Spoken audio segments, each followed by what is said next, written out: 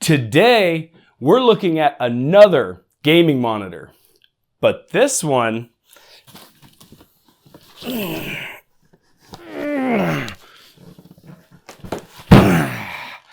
is huge. And it might also be the most economical ultra-wide gaming monitor on the market. Stay tuned. This week's sponsor is me. If you'd like to support this channel, the best way is to pick up a t-shirt at cybercputech.com. All my t-shirts are extremely high quality and durable. These are the same shirts I wear in videos. So if you like the shirt I'm wearing, then head over to cybercputech.com and pick yourself up one today. Is this even gonna fit on my desk? Today, we're looking at the INNOCN 40C1R 40-inch ultra-wide gaming monitor. This monitor is absolutely massive. So, if you don't mind, let's set it up right off the bat so we can get it out of my way. That's much better.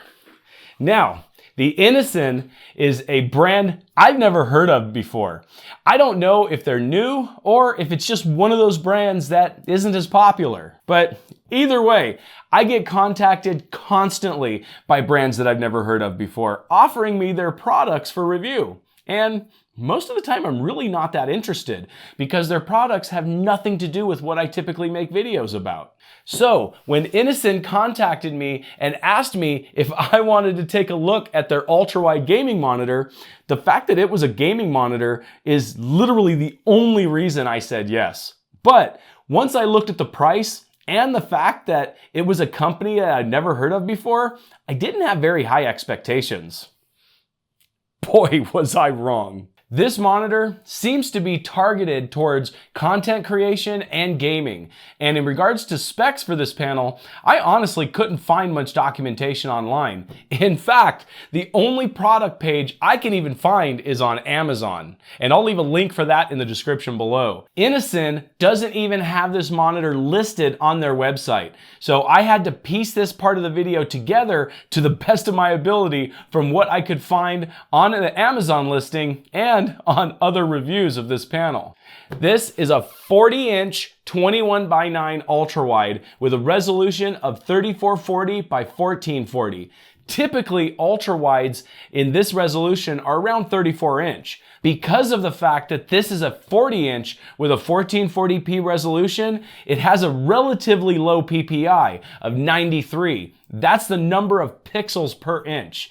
This would be about what you would expect on a 24-inch 1080p monitor. Even with a low PPI, I have to look really close to be able to see the pixels. However, they are there, and I'm kind of used to a 1080p monitor, so it wasn't that big of a deal for me. The monitor uses a flat IPS panel. Typically, ultra-wides use a curved panel, but in this case, it's completely flat. My first thought about using a 40-inch ultra-wide that wasn't curved was that it was going to be too big for a flat display. However, thanks to a great viewing angle of the IPS display, it's actually a pretty immersive panel. In fact, I've been gaming exclusively on this panel for the last month, and now gaming on a 24-inch panel is just kind of not as fun. Most of the time, you're concentrating in the center of the screen where all the action is taking place. But with an ultra-wide, the sides of the panel hit your peripheral vision and makes for an extremely immersive gaming experience. To be honest with you, I don't know if I'll ever enjoy gaming on a 16:9 panel again after using this one. It also appears as if this panel has an anti-glare coating on it. I couldn't find anything mentioning it in the documentation, but in my studio with all the lights turned on, I don't get that much glare at all. And trust me, I get a lot of glare on monitors typically. The color on this panel is just outstanding.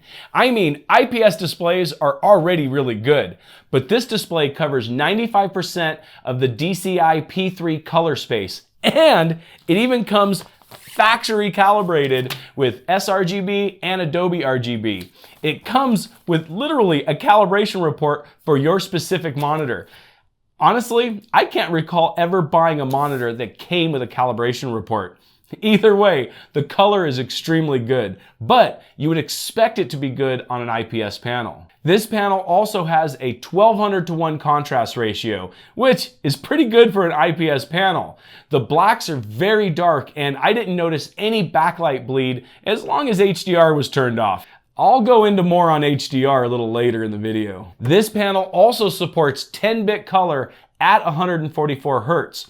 Speaking of refresh rate, this is a 144 Hz monitor that supports AMD FreeSync Premium and also works with G-Sync. But many monitor manufacturers don't actually pay the license to NVIDIA to be able to advertise G-Sync compatibility. But it works quite well. In the testing that I did, I saw absolutely no screen tearing at all. Now, while there wasn't any screen tearing, there is a little bit of ghosting. However, the ghosting is minimal. I played around a little bit in the menu system with the response time settings, and to be honest with you, I don't even think the response time setting in the menu does anything, because I saw absolutely no difference in ghosting no matter what I set it to. But we'll get more into the complete uselessness of the menu in a little bit later. Either way, even though ghosting was there, it wasn't bad. Unless I was looking for it, I didn't notice it during gameplay. And speaking of gameplay, this monitor has amazingly low input lag. I'll throw some B-roll up here, but input lag is so low that I don't even think my camera is going to pick it up. The viewing angles on this monitor are also very good, but that's to be expected from an IPS panel. As you can see right now in this video, you can see the screen pretty clear at a pretty severe angle. The brightness on this monitor is advertised as 500 nits. However, I don't think it's that bright, but I don't have the testing equipment to verify it. The monitor is rated at HDR 400, meaning that it has to have at least a 400 nit brightness. And other reviews that I watched for this monitor confirm that it's around 400 nits. That would be a little bit more believable to me. With that said though, this monitor is really bright, and I typically keep it around 60% brightness. It honestly really depends on your environment. You probably just realized that I mentioned that this monitor is rated at HDR 400. I haven't really talked about the HDR much to this point because, to be honest with you, there's really not much to talk about. Yes, this is an HDR compatible monitor. And yes, the HDR works, but it doesn't work well. And if you're anything like me, you'll probably turn it on, see how bad it is, and immediately turn it off and leave it off for the rest of the time you own the monitor. To be honest with you, it really wasn't that bad, but I had one major flaw that I simply couldn't handle. When you enable HDR, it has this really inconsistent backlight bleed that comes from the bottom of the monitor and almost looks like stripes that go vertically up on the panel and follows whatever you're doing on the monitor. It looks absolutely horrible, and it's a major distraction, especially in gaming when you would want to use HDR. So let's just leave it at that. Yes, this monitor is HDR compatible, and no, you won't use it. So don't even let it be a consideration in your purchasing decision. Another thing that I found extremely disappointing was this monitor's menu system. I don't know what it is about manufacturers not being able to make a good menu system, but it's really rare to see one that you would actually want to use. So this isn't a criticism against this monitor specifically, even though we're going to be trashing on this monitor specifically right now. All monitors have bad menu systems. However, this one really does kind of break the curve when it comes to bad. It has menu items that simply make no sense. I mean, like, I really don't know what they mean. For instance, if you turn the brightness all the way up, that isn't really the maximum brightness for the panel. You then have to turn on contextual mode and then put it in movie mode, then you'll get a little bit more brightness. I mean, what is contextual mode anyway? Also, like I mentioned before, if you try to change the response time setting, it doesn't make a difference to what you set it to. You can set it to normal, fast, or ultra fast, and it doesn't change anything about the monitor's functions. Typically, I would increase the response time to try to eliminate ghosting. But this setting doesn't seem to be attached to any function in the monitor. It's like they just say they have a response time setting, but it doesn't actually do anything. Maybe this is just a software bug on the firmware, and if that's the case, I hope it gets updated soon. If we could actually tweak the response time, we might be able to get rid of a little bit of the ghosting this monitor has. But with that said, even though this monitor has really bad HDR support, and the menu system is mostly worthless, neither of these, in my opinion, are a deal breaker with this monitor. Remember, I haven't told you what the price is yet, and once we get to that, you'll understand why that's not a deal breaker for me. Yes, this is a budget monitor. It's a budget ultra-wide targeted at gamers and content creators. But even though it's a budget monitor, it doesn't look like a budget monitor. The monitor itself is very well built with pretty small bezels, and it has a really good stand for a budget monitor. But then again, it needs a really good stand. That's because this monitor weighs in at 28 pounds. This monitor literally reminds me of when I used to use CRTs. This monitor also supports wall mounting. But if you want to use the VESA mount, whatever you do, do not buy a cheap Walmart VESA mount. I'm telling you right now, it's not going to hold it. Get a really nice mount for this thing, or just use the stand that it comes with. The stand that it comes with is actually really nice. It has a solid metal bottom plate and a metal upright that has a brushed black plastic cover over it. I only have 2 complaints when it comes to the stand. This stand supports tilt and swivel, and while the swivel works really well, the tilt doesn't. In fact, it feels kind of cheap. On mine, it won't even tilt all the way up without sagging back down a little bit. Luckily, I have no desire to use it in that position, so it doesn't really affect me that much. The other issue that I have is the location of the cable management hole in the back of the monitor. What makes this a problem is the location of the hookups for the monitor itself. The power is located all the way to the left-hand side of the monitor, while all the plugs are located all the way to the right-hand side. So if you run your cables through the cable management hole and then over to the port they plug into, you're losing about 9 inches of length from your cables. It would have been much better if they would have located all of this right in the middle instead of on each extreme side of the monitor. However, there may be some technical reason for why they couldn't do that.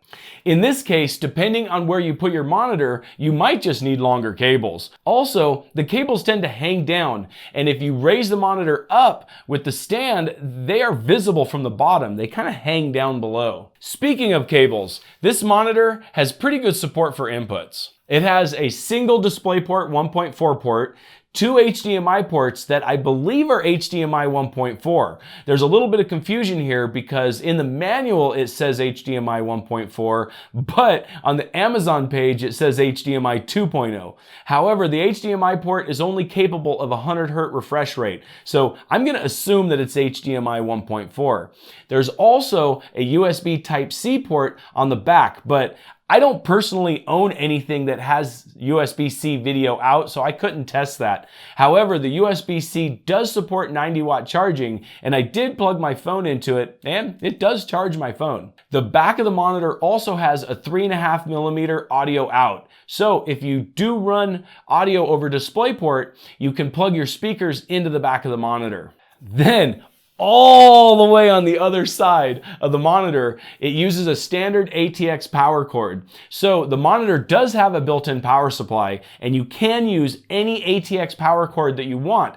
So if you need something a little bit longer, it's easy to get longer ATX power cords. One last thing I wanted to mention is that this monitor does have internal speakers, if you want to call them that.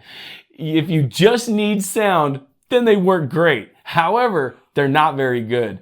They have a really tingy sound, kind of like listening to somebody through a coffee can with a string attached to it. However, typically people don't use the internal speakers on a monitor, so it really doesn't factor into the purchasing decision, and I don't think it should on this monitor either. They are no better or worse than speakers on other monitors. So, I've gone through and told you everything I thought about this monitor, but I haven't told you the price.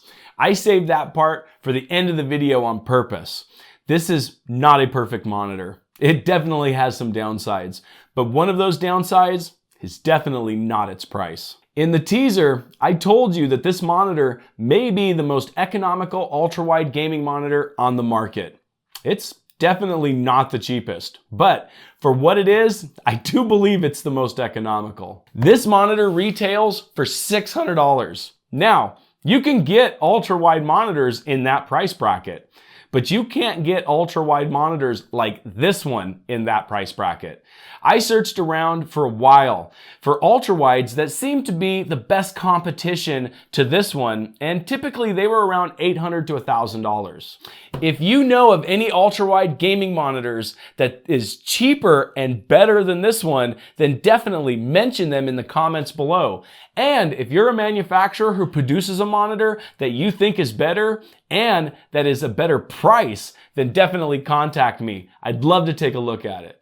So, while this monitor is definitely not perfect, it's extremely competitively priced for what you're getting at least. It's an absolutely off-the-hook gaming monitor, and you can do content creation on it too. What you're going to have to decide is if the downsides of this monitor are worth the price savings. Since I'm always about saving a buck, I can absolutely live with the downsides of this monitor.